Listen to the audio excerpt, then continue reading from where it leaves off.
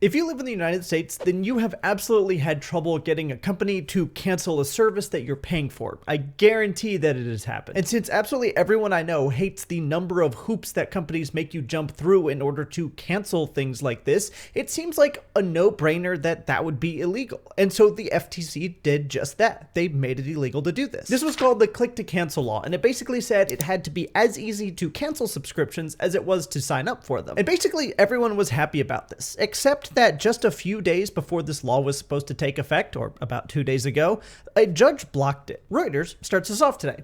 U.S. click to cancel ruled, blocked by appeals judge. A U.S. appeals court blocked a rule that would have required businesses to make it as easy to cancel subscriptions in memberships as it is to sign up, saying that the agency that created it did not follow protocol. The U.S. Federal Trade Commission, or the FTC, which passed the rule under former Democratic Chair Lina Khan, failed to conduct a preliminary analysis of the costs and benefits of the rule, said the 8th U.S. Circuit Court of Appeals in St. Louis. The rule was set to take effect on July 14th, or in 4 days as of recording this video. Now, I totally understand that protocol is important, but for this specific instance, it seems kind of weird that this was the reason given. I mean, this is a very common sense rule that had very wide support. Just think about this for a minute. Commerce works through an exchange of either goods or services for money, but instead of exchanging the good or service that the subscription is providing for your dollars, companies are hoping that you, 1, don't cancel, and 2, don't use it. That way they don't have to actually provide you the service, but they get all the money from the service. And that's a fundamental violation of just how economy runs. It's also literally in the FTC's name to regulate this. It's called the Federal Trade Commission, meaning that at a federal level, they regulate trade. But if a company is taking your money and giving you nothing in return, then it is no longer trade. That's basically just stealing. Specifically, here's what we missed out on. The rule would have required retailers, gyms, and other businesses to provide cancellation methods for subscriptions, auto renewals, and free trials that convert to paid memberships that are, quote, at least as easy to use as the sign-up process. It also aimed to keep companies from making consumers who signed up through an app or website go through a chatbot or an agent to cancel. And I don't know about you, but I love the idea of being able to cancel a subscription. It's my money, and it should be my decision what to do with it. I should not be trapped in this cycle where I'm basically forced to keep paying for something that I no longer want. Companies should be spending their time and money creating and developing good products that honest customers want to use, not maliciously engineering ways to make cancellation more difficult so that they can make more money for free. And I try to generally be neutral in these videos, providing you updates about news and finance and letting you more or less form your own opinion, which, by the way, if you want to see more of these, feel free to subscribe. But it's difficult for me to remain neutral on a topic like this, where it had so much support from the general public, and then gigantic corporations were able to lobby it into the ground. Consumer support for the Federal Trade Commission's proposed click-to-cancel rule in the U.S. is evident. 77% of respondents said that they would support a law mandating one-click cancellation, and 51% said that they had encountered difficulties when attempting to cancel a subscription. Public comments to the FTC's proposal tell a similar story. Consumers are frustrated by the subscription practices employed by many companies and would support any changes that give them greater control over how and when they're charged. And that's an insane number. We can't get 77% of people to agree on just about anything. At 77%, this is such a big, easy bipartisan slam dunk. Now, the big looming question is, well, did the FTC actually fail to follow protocol like this judge alleges? And I actually don't know.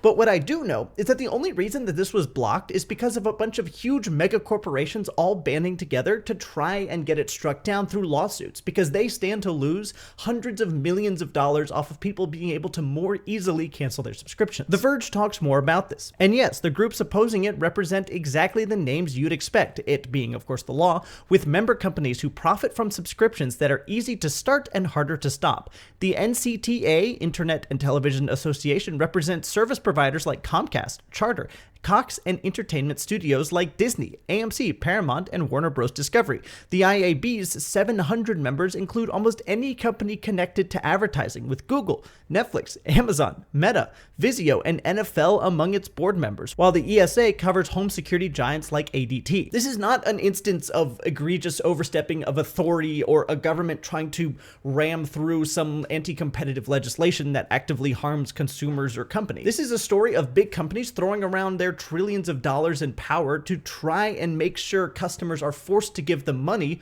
whether they want to or not. Here is the official reason given.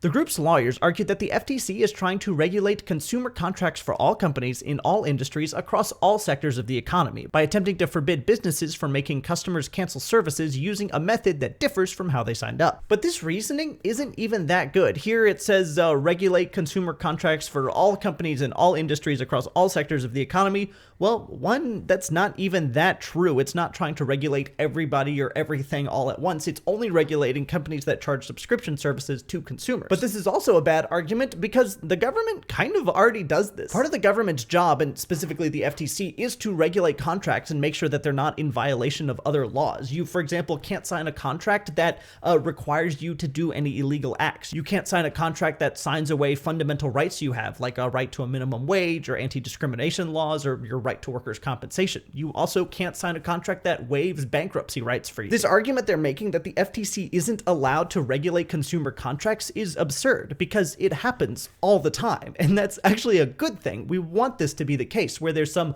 larger governing body, the FTC, the government, local state governments, what have you, that make sure that contracts happen in a good and ethical way so that people aren't screwed over. And some of you might actually still be worried about the FTC having overstepped their authority, or maybe you agree with the law, but understand that it's the principle of the thing. In principle, the FTC shouldn't be able to make these rules without following all the protocol. And I want to show you this paragraph. This is for you.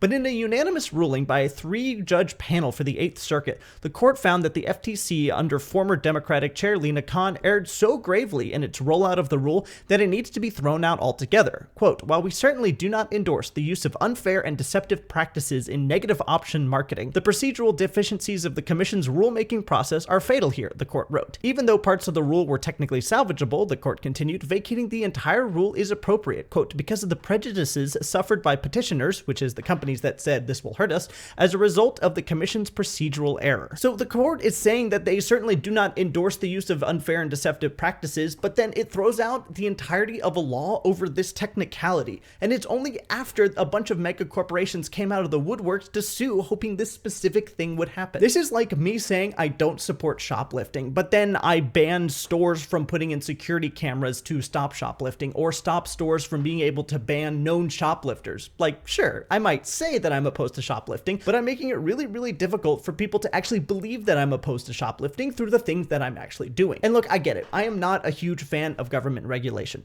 but this seems like the exact kind of thing that the government should be regulating. This is not the government getting in the way of free market. This is the government enforcing that it is a market that is happening, where there is one side, the consumers with money, who are paying money to those companies and receiving a good or service. What is happening right now is basically a highway robbery, where the companies are taking money from you and then making it really, really difficult for you to stop them from taking money, while also not offering you the service because you don't need it anymore. This is giving you the freedom to do what you want with your dollars on your time, and not being stuck on the phone with someone in Pakistan for 4 hours who doesn't speak English.